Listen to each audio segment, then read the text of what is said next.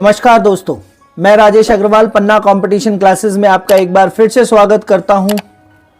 अविरल बढ़ते हुए अपने कदम के साथ लेक्चर नंबर 16 में, जो कि प्रबंध का दूसरा फंक्शन संगठन या ऑर्गेनाइजेशन है। पहला फंक्शन प्लानिंग था और ऑर्गेनाइजेशन के पार्ट 3, कुल मिला के ऑर्गेनाइजेशन के 7 पार्ट आने वाले हैं। बहुत बड़ा टॉपिक है और बहुत इंपॉर्टेंट टॉपिक है। तो पार्ट 3 के साथ आज प्रस्तुत हूं, जिसमें अपन बात करेंगे संगठन की संरचना या संगठन के ढांचे।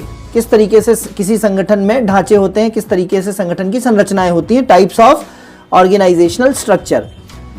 इसके बाद लेक्चर 17 भी इसी पे आधारित रहेगा। इसमें कुल मिला के 7 प्रकार हैं, जिसमें से 4 प्रकार अपन इस वाले लेक्चर में कवर करेंगे। बाकी के 3 प्रकार इस संगठन की संरचना या ढांचे के अगले लेक्चर में कवर करेंगे। बहुत इंपॉर्टेंट है, ध्यान से पढ़िएगा। थोड़ा लंबा हो सकता है लेक्चर, लेकिन बहुत ज़्यादा इंपॉर्टेंट है।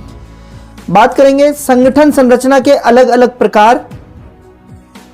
जो संगठन की संरचना के, किसी भी ऑर्गेनाइजेशन के स्ट्रक्चर के अलग अलग प्रकार होते हैं, वो कार्य क्रिया संबंध, कर्मचारियों के बीच कार्य क्रिया संबंध तथा अधिकार उत्तरदायित्व संबंधों पर आधारित होते हैं। एक है कार्य क्रिया संबंध और दूसरा है अधिकार उत्तरदायित्व संबंध होते हैं।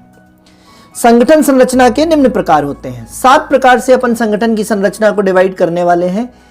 पहला देखिए, टीम आधारित संरचना या टीम बेस्ड ऑर्गेनाइजेशन। दूसरा है नेटवर्क आधारित संरचना, नेटवर्क बेस्ड ऑर्गेनाइजेशन। पदानुक्रम आधारित संरचना, हियरार्चिकल बेस्ड ऑर्गेनाइजेशन।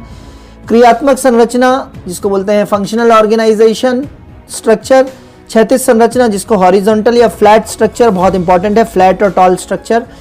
देखेंगे अपन फ्लैट और टॉल स्ट्रक्चर में डिफरेंस क्या है। इसके बाद विभागीय आधार पर संरचना, जिसको बोलेंगे डिविजनल ऑर्गेनाइजेशनल स्ट्रक्चर। इसके बाद मैट्रिक्स संरचना, मैट्रिक्स स्ट्रक्चर। और योजना आधारित संरचना, प्रोजेक्ट बेस्ड स्ट्रक्चर। ये 7 प्रकार के किसी भी संस्था के संरचना हो सकती है, संस्थाओं के ढांचे हो सकते हैं कर्मचारियों के। हम इसमें करेंगे पदानुक्रम आधारित संरचना।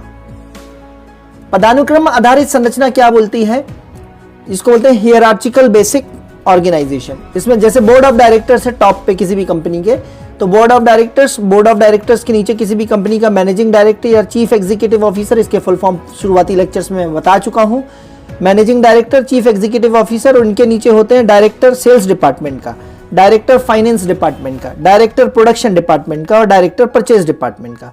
और डायरेक्टर मतलब सर्वे सर्वा। और इस डायरेक्टर के नीचे हो सकते हैं वाइस प्रेसिडेंट सेल्स, एक जगह का, दूसरे एरिया का वाइस प्रेसिडेंट सेल्स हो सकता है। तो इस तरीके से जो पद अनुक्रम के आधार पे संरचना होती है, उसको पदानुक्रम आधारित संरचना बोलते हैं। वीपी सेल्स किसको रिपोर्ट करेगा, डायरेक्टर सेल्स को। डायरेक्टर सेल्स किसको रिपोर्ट करेगा, एमडी को। एमडी किसको रिपोर्ट करेंगे, बोर्ड ऑफ डायरेक्टर्स को। बाद बात करेंगे कि जो इसमें पिरामिड संरचना हमने पहले पढ़ी थी, top management, middle management, lower management, हमने जो पहले पिरामिड संरचना पढ़ी थी, वही पदानुक्रम आधारित संरचना है। अर्थात पदानुक्रम जो अपन ने पिछले पेज पे पढ़ी है, पदानुक्रम आधारित संरचना क्या है, तो वो बेसिकली पिरामिड संरचना ही है, परंपरागत है। जो इनके गुण और दोष क्या है, पदानुक्रम आधारित संरचना के 2 गुण हैं। संगठनात्मक संरचना का सबसे प्राचीनतम रूप है। अगर ऑर्गेनाइजेशनल स्ट्रक्चर का सबसे प्राचीन रूप आपसे पूछा जाए तो क्या आंसर देंगे, पदानुक्रम आधारित संरचना। आसानी से इसे समझा जा सकता है, कौन किसको रिपोर्ट करेगा, कौन किसको ऑर्डर देगा। अधिकार और उत्तरदायित्व स्पष्ट परिभाषित होते हैं इसमें, और कर्मचारी के स्पष्ट कैरियर ग्रोथ दिखती है। अर्थात वीपी क्या बनेगा, डायरेक्टर, डायरेक्टर क्या बनेगा, एमडी, एमडी क्या बनेगा, बोर्ड ऑफ डायरेक्टर्स में आएगा। तो कर्मचारी को स्पष्ट कैरियर ग्रोथ, संगठनात्मक संरचना का सबसे प्राचीनतम रूप है, आसानी से समझा जा सकता है, अधिकार उत्तरदायित्व स्पष्ट परिभाषित होते हैं और कर्मचारी की स्पष्ट कैरियर ग्रोथ दिखती है। इसके दोष क्या हैं, कर्मचारी अपने विभाग के लिए कंपनी के हितों को पीछे छोड़ सकता है। मतलब अगर वो सेल्स डिपार्टमेंट का है तो सेल्स डिपार्टमेंट को आगे बढ़ाने के लिए वो कंपनी के ओवरऑल हितों को पीछे छोड़ सकता है। दूसरा, निचले स्तर के कर्मचारियों को कमतरी का एहसास होता है। कमतरी मतलब उनको इंफीरियरिटी कॉम्प्लेक्स हो सकता है, क्योंकि इसमें पदानुक्रम बिल्कुल सीधा सीधा स्पष्ट दिखता है। तो किसी भी व्यक्ति को लग सकता है कि अरे मैं इतने नीचे के लेवल पे हूं, तो कमतरी का एहसास होता है। ऑर्गेनाइजेशनल स्ट्रक्चर का दूसरा प्रकार है क्रियात्मक संरचना, इसको बोलेंगे फंक्शनल ऑर्गेनाइजेशनल स्ट्रक्चर, है ना। कर्मचारियों के बीच किस तरीके से क्रियात्मक संबंध होते हैं। फॉर एग्जाम्पल, जैसे मैनेजर आईटी है, मान लीजिए मैनेजर आईटी डिपार्टमेंट का, तो मैनेजर आईटी के अंतर्गत कौन कौन हो सकते हैं, हैकिंग मैनेजर हो सकता है, नेटवर्क मैनेजर हो सकता है, कस्टमर रिलेशनशिप मैनेजर हो सकता है, कंप्यूटर की सिक्योरिटी से रिलेटेड मैनेजर हो सकता है और क्लाउड कंप्यूटिंग का मैनेजर हो सकता है। और फिर नेटवर्क इंजीनियर मैनेजर के अंतर्गत सीनियर नेटवर्क इंजीनियर हो सकता है। तो ये क्रियात्मक मतलब एक सी क्रियाएं, जो आईटी की क्रियाएं हैं, आईटी की क्रियाओं में अलग अलग मैनेजर्स हैं और अलग अलग मैनेजर्स के अंडर अलग अलग लोग हैं। तो इसको क्या बोलेंगे? क्रिया आधारित संरचना या क्रियात्मक संरचना। ठीक है, एग्जाम्पल याद रखना है, परीक्षा में एग्जाम्पल पूछे जा सकते हैं आपसे। ठीक है, फिर इसी में देखेंगे क्रियात्मक संरचना वाला जो संगठन होता है ये उच्च उत्तरदायित्व के पद से शुरू होकर नीचे तक जाता है। ये प्रश्न आ सकता है, ये लाइन प्रश्न के रूप में आ सकती है कि क्रियात्मक संरचना वाला जो संगठन होता है ये उच्च उत्तरदायित्व के पद से शुरू होकर नीचे तक जाता है।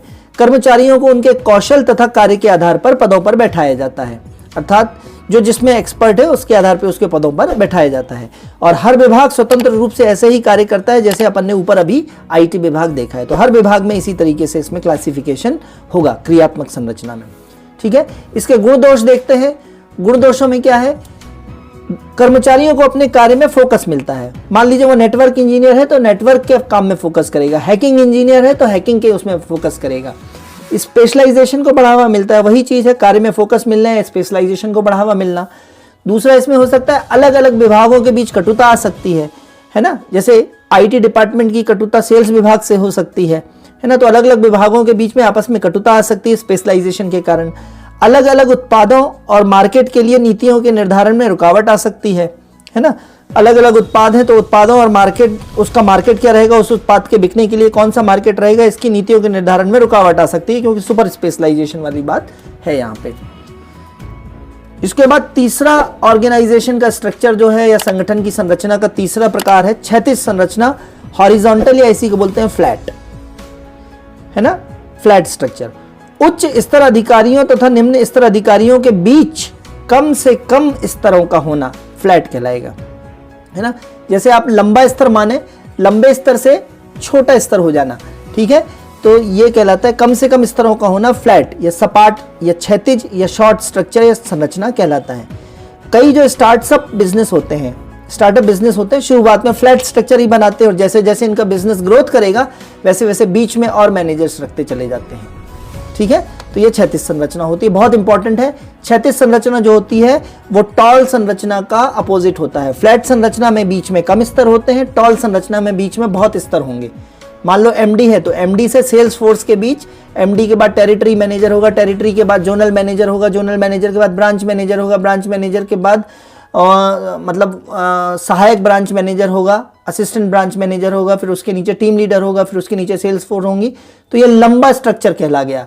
और अगर डायरेक्ट जो प्रेसिडेंट है, प्रेसिडेंट के नीचे सीधा अगर सेल्स टीम आ जाए तो वो फ्लैट स्ट्रक्चर कहला जाएगा। दोस्तों, क्या आप भी लगातार तैयारी के कारण नहीं बना पा रहे हैं अपने मैनेजमेंट सब्जेक्ट के प्रॉपर नोट्स, तो ज्वाइन कीजिए हमारे पटवारी मैनेजमेंट सब्जेक्ट के कंप्लीट कोर्स को, जिसमें आपको मिलेगा recorded classes, all lecture, PDF notes, test series. यह केवल इसकी फीस केवल 99 रुपए है। तो अभी व्हाट्सअप कीजिए इस कोर्स को ज्वाइन करने के लिए 90 39 53 44 79 पर।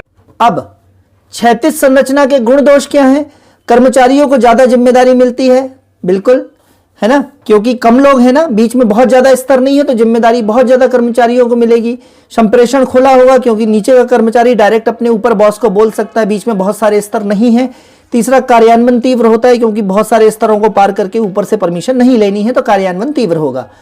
भ्रम पैदा होता है कि कर्मचारियों को किसे रिपोर्ट करना है ना, ये भी ध्यान रखना है कर्मचारी को किसे रिपोर्ट करना है। डायरेक्ट वो एकदम सुपर बॉस के पास नहीं जा सकता तो उसे भ्रम रहता है कि भाई हम जाएं तो किसके पास जाएं, डायरेक्ट सेठ के पास कैसे जा सकते हैं। कर्मचारी विशिष्टीकृत नहीं रह पाता क्योंकि बहुत कम लोग कर्मचारी होते हैं, स्तर बीच में नहीं रहते, तो कर्मचारी स्पेशलाइज्ड नहीं रह पाता, विशिष्टीकृत नहीं रह पाता, उसे कई प्रकार के कार्य मिल सकते हैं, है ना, जो काम सामने आए उसे मिल सकता है क्योंकि कम लोग हैं, फ्लैट स्ट्रक्चर है। इस प्रकार की संरचना को कंपनी के बढ़ने पर लागू नहीं रखा जा सकता। कंपनी बढ़ेगी तो बीच में बहुत सारे स्तरों को बढ़ाना पड़ेगा, बहुत सारे लेवल्स को बढ़ाना पड़ेगा, ठीक है। चौथा प्रकार जो है ऑर्गेनाइजेशनल स्ट्रक्चर का वो है विभाग आधारित संरचना। यदि कंपनी में कई उत्पाद निर्मित हो रहे हैं, कंपनी अलग अलग भौगोलिक क्षेत्रों में फैली है तो हर विभाग या हर उत्पाद के लिए अपनी उस पर्टिकुलर विभाग की या उस पर्टिकुलर उत्पाद की मार्केटिंग होगी टीम अलग, सेल्स टीम अलग होगी, आईटी टीम, वित्त टीम, उत्पादन टीम होगी। यह संरचना बड़ी कंपनियों में पाई जाती है। इसका सुपर एग्जांपल समझाता हूं मैं आपको कि एक मान लो एडवर्टाइजमेंट कंपनी है, मान लीजिए बड़ी बड़ी एडवर्टाइजमेंट कंपनी है, एक लिंटास करके मान लो एडवर्टाइजमेंट कंपनी है।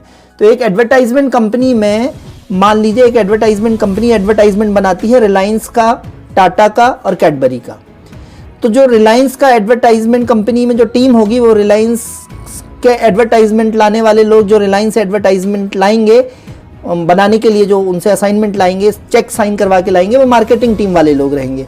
फिर वहाँ पे जो एडवर्टाइजमेंट डिज़ाइन करेंगे वो क्रिएटिव लोग रहेंगे। फिर उस क्रिएटिव का जो शूटिंग होगी वो प्रोडक्शन टीम करेगी। फिर प्रोडक्शन टीम वापस से मार्केटिंग टीम को जाएगी और मार्केटिंग टीम रिलायंस वालों को अपना एडवर्टाइजमेंट दिखाएंगे। और इस तरीके से पूरी टीम एक रिलायंस के लिए अलग होगी। इसी तरीके से टाटा का एडवर्टाइजमेंट बनाने के लिए एक अलग से टीम बनाएंगे, है ना। तो ये विज्ञापन बनाने वाली टीमें अलग अलग हो सकती हैं। और यदि कहीं एडवर्टाइजमेंट कंपनी से टाटा का अकाउंट कहीं और चला गया, मान लो एडवर्टाइजमेंट कंपनी एक्स थी, उस एक्स कंपनी से टाटा वालों ने काम नहीं करवाना है, टाटा वाले बोल रहे हैं हम इस एडवर्टाइजमेंट कंपनी से काम नहीं कराना है, टाटा कहीं और चला जाता है, तो इस एडवर्टाइजमेंट कंपनी की पूरी जो टाटा को हैंडल कर रही थी टीम, वो पूरी की पूरी टीम नौकरी से हाथ धो बैठ सकती है, पूरी की पूरी टीम को निकाला जा सकता है। यह है विभाग आधारित संरचना। एक एग्जांपल और है इसका, वॉलमार्ट जैसी बड़ी कंपनियों का एफएमसीजी सेक्टर की टीम अलग होगी, पूरी की पूरी इलेक्ट्रॉनिक सेक्टर की टीम पूरी अलग होगी, ये डिवीजन अलग अलग होंगे। विभाग आधारित संरचना। इस प्रकार विभाग संरचना जो है वो मार्केट आधारित हो सकती है, उत्पाद आधारित हो सकती है और भूभाग आधारित हो सकती है। ठीक है, तो अलग अलग भूभाग के हिसाब से पूरी टीम अलग हो सकती है, मार्केट के आधार पे पूरी टीम अलग हो सकती है, उत्पाद के आधार पे मैंने आपको बताया कि एफएमसीजी और इलेक्ट्रॉनिक्स। ठीक है, इस प्रकार विभाग संरचना मार्केट आधारित, उत्पाद आधारित और भूभाग आधारित हो सकती है। इसके गुण दोष क्या हैं? तो इस जो है विभाग आधारित संरचना में स्वायत्तता, ऑटोमेशन को बढ़ावा मिलता है, कस्टमाइजेशन को बढ़ावा मिलता है। क्यों? क्योंकि उस उत्पाद की जो पूरी टीम है, तो उस पर्टिकुलर उत्पाद में क्या चेंज करना चाहिए वो टीम अकेले उस मिलके उसको कर सकती है। तो कस्टमाइजेशन मतलब पर्टिकुलर कस्टमर को क्या चाहिए। कस्टमाइजेशन का मतलब किसी कस्टमर को मान लीजिए कि केक में नाम लिखवाना है, किसी कस्टमर को केक में टॉपअप्स लगवाने हैं, किसी कस्टमर को केक में सजावट चाहिए एक्स्ट्रा, तो कस्टमाइजेशन उसको बोलते हैं। स्वायत्तता मतलब अपने निर्णय स्वयं ले सकना, ऑटोनोमस। तो इससे बढ़ावा मिलता है। बड़ी कंपनियों को लचीला होने में मदद मिलती है क्योंकि अलग अलग डिपार्टमेंट अलग अलग काम अपना इंडिपेंडेंटली कर रहा होता है। दोष क्या है? हेडक्वार्टर तथा उस पर्टिकुलर विभाग के मध्य संप्रेषण कमजोर हो सकता है क्योंकि हेडक्वार्टर को ऐसे कई सारे विभागों से डील करना पड़ सकता है। तो यदि कोई विभाग संप्रेषण में कमजोर है हेडक्वार्टर से, तो उस विभाग को अपना संप्रेषण करने में परेशानी हो सकती है। और कंपनी के अंदर ही प्रतिस्पर्धा पैदा हो सकती है, एक विभाग की प्रतिस्पर्धा दूसरे विभाग से। मान लो यहाँ पे जो मैंने बताई थी कि एक टीम रिलायंस के अकाउंट को हैंडल कर रही है, एक टाटा के अकाउंट को हैंडल कर रही है, तो हो सकता है टाटा की टीम जो है वो रिलायंस की टीम से प्रतिस्पर्धा करने लगे, जबकि दोनों टीमें एक ही एडवर्टाइजमेंट कंपनी के कर्मचारी हैं। ठीक है, तो कंपनी के अंदर ही प्रतिस्पर्धा पैदा हो सकती है। ठीक है, तो ये 4 प्रकार के हमने ऑर्गेनाइजेशनल स्ट्रक्चर अभी संगठनात्मक संरचना को डिस्कस किया है। अगले लेक्चर में शेष 3 प्रकार के संरचना या ढांचा के देखेंगे। बहुत इंपॉर्टेंट है, इनके गुण दोष भी ध्यान रखिएगा। क्वेश्चन के फॉर्म में आएंगे, कैसे मैं क्वेश्चन आपसे डिस्कस कराऊंगा, है ना। और यदि नोट्स आपको चाहिए तो टेलीग्राम चैनल पर जाएं, लेक्चर को लाइक, सब्सक्राइब और शेयर करना ना भूलें। सुधार के लिए जो गुंजाइश हो वो बताएं। ठीक है, और मैं आपके लिए लगातार प्रयासरत हूँ और अविरल इस तरीके से आगे बढ़ रहा हूँ। धन्यवाद, थैंक यू।